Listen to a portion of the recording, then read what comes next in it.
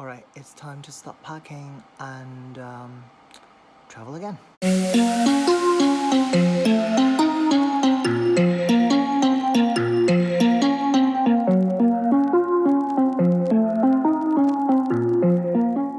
A lot of people might not really realize how difficult it is to travel for a Chinese citizen. Well, if you are from the Western countries, you probably just grab a passport and buy an airline ticket and just fly out. Your passport gives you such privilege to travel to basically everywhere in the world whenever you want to. Chinese people need a lot of traveling documents. We Chinese people have a lot of documents, like individual passport, and the certificate to go to Hong Kong and Macau, and the one to go to Taiwan, and a 旅行证, which, is crazy. We literally need a visa to go everywhere. And what's most ridiculous is, for example, in the case of Hong Kong and Macau, politically it is part of China.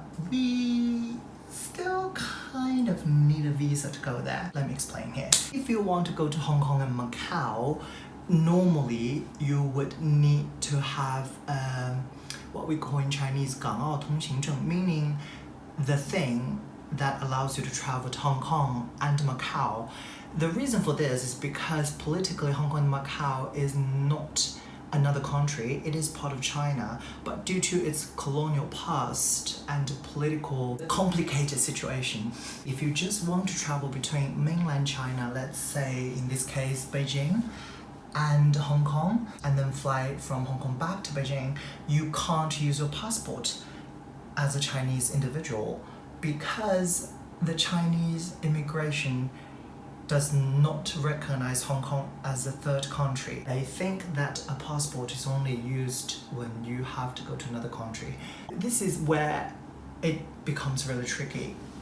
As a Chinese person, I cannot travel between mainland China and Hong Kong with my passport, but I can transit in Hong Kong with my passport for a maximum of, surprise, 7 days.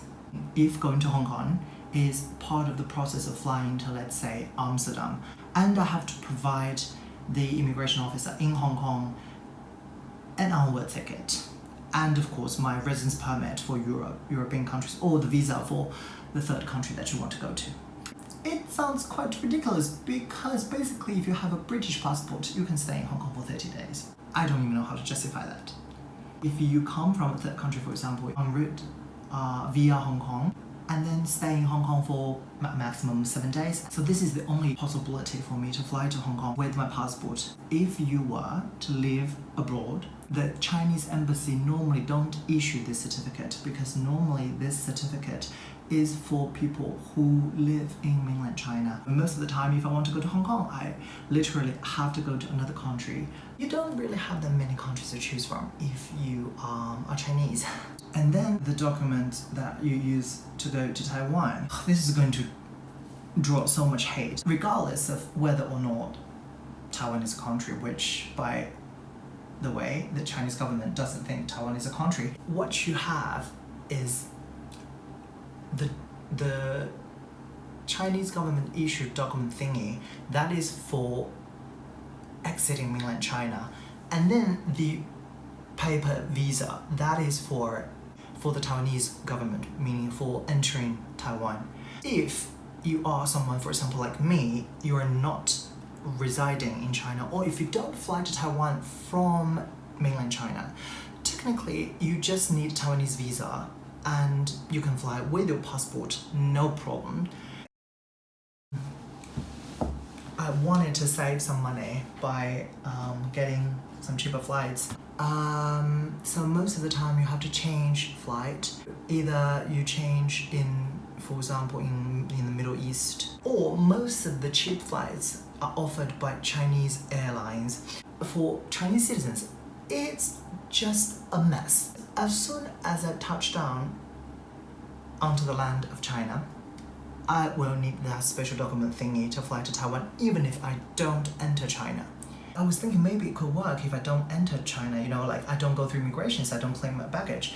So I made a call to the Chinese immigration, and then they told me, no, that's not the case. If you are Chinese and as soon as you landed in China, basically, that's not happening if you don't have that certificate. And the worst thing is that certificate is definitely not issued if you are a Chinese citizen living in another country. You know how difficult that is. And then I was thinking, maybe I could transfer in Hong Kong. And then there's all the messed up. As you know, I only have my passport, so I don't have the special document to go to Hong Kong, and then I can't fly to Taiwan with my passport and my Taiwanese visa from China. And I can only fly to Hong Kong with my passport if I'm going to a third country. And Taiwan is not a country for Chinese government, so... So I called China Airlines because they operate this flight between Beijing and Taipei via Hong Kong. I called them and they were like, in your case it's a little bit complicated. We suggest you to choose another route. Perfect. And then there is the drama of changing planes. Normally you would not need a visa to change planes in another country as long as you stay in that in the international transfer area. I flew with Emirates from Beijing to Rome, from Beijing to Milan actually, and I changed plane in Dubai, and you don't need a visa for that. This is the case most of the time. However, for a couple of countries it's really complicated, and these couple of countries are the UK, Ireland, United States and Canada, New Zealand and Australia. So basically these countries you actually need a visa to transfer being Chinese citizen, and I did not know this. My boyfriend then, my ex-boyfriend and we planned to fly together from Rome to London with British Airways, and then he would go back to Glasgow and I would fly from London to Shanghai or Beijing, I don't remember, it was quite some time ago. At the check-in counter, the ground staff asked me, where's your transit visa? I was like, it was so stupid. I was like, no, I don't need a transit visa, I'm not leaving the airport. I was speaking with such confidence, and the ground staff actually doubted himself, and he was actually making calls to make sure whether or not I really need a visa. And in the end, of course, I need a visa to transfer in the UK. Actually, with a European permit to stay, for the Italian one was permesso soggiorno, you could actually transfer in London as a Chinese citizen with a valid permesso soggiorno without a visa. I was actually waiting for the new one to be issued. My old one expired, so I only had receipt, some kind of stuff from the Italian immigration, which actually allows you to fly back to Italy without a problem, but you can't transfer in the UK with that receipt. And then I was denied boarding. If you are studying the US and you want to fly, for example, with Air Canada, you could, but the other way around probably doesn't work. And there's the problem between the UK and Ireland because of the Good Friday Agreement or something, maybe, that all the flights between Ireland and the UK are considered domestic flights. So if you are actually a student, or if you are visiting the UK being Chinese, you cannot fly to Ireland, you cannot transfer in Ireland without a visa, because basically meaning you have to enter Ireland, and then the flights between Ireland and the UK are considered domestic flight. So you have to enter Ireland from that airside. If you don't have an Irish visa, you can't do that.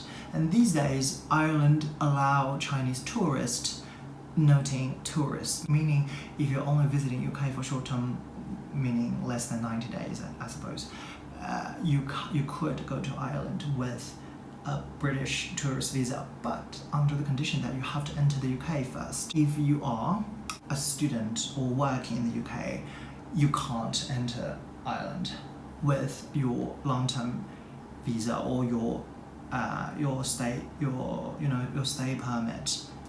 You have to apply separately for an Irish visa to visit Ireland. Yeah, and there are a lot of restrictions for Chinese people. For example, when I first came to the Netherlands, I didn't know that I actually need my birth certificate to be translated into Dutch or into English or any Germanic languages basically, and have it certified by a Chinese authority, and then have it to be re-certified by the Dutch embassy in China, and then mailed to me, and then send it to the city council, and I have to register there with all these things, and I didn't know that. And it was ridiculous. I think I submitted so many documents that I was like, oh, I don't even want to do this anymore, because I was already in the Netherlands, and they didn't tell me this before I went to the Netherlands, because I went to the Netherlands from London. So the London embassy the Dutch embassy in London probably took it for granted that you know everything, and they did not tell you that. Of course, all this happened after Brexit, but has nothing to do with it.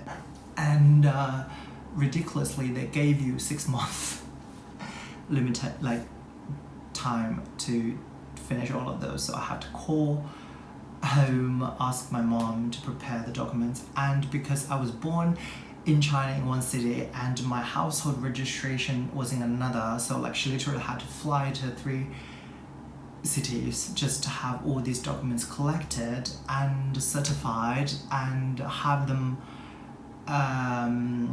re-certified, translated, blah blah blah blah. For someone who loved travel as much as everyone else in the world, I find it really disappointing sometimes. I think traveling a lot of the times is about passion. It's about that sense of, a sense of rush that you have. For example, if you've watched a YouTube travel video, one of those travel vlogs, and then you like that place, and then you have the means, you have enough money and you have some time, and you're like, oh god, I really wish I can go there, and then this, and then you need a visa, and then you have to pre-arrange the visa at least 3 months prior to your departure, and then you were like, okay, I'm not going there anymore. That is really frustrating. It is true that more and more countries these days are loosening their visa policies, especially for tourists, these days, but still not many.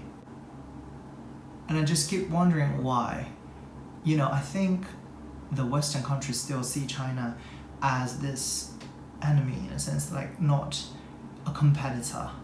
I think a competitor and enemy are 2 different things. I think the West, the US especially, see China as an enemy rather than see us as foes, rather than a competitor, legit competitors. They would just try to keep us out rather than let us in with rules, and it is heart-wrenching. And I think I don't know what to think. It's just how it is, I guess.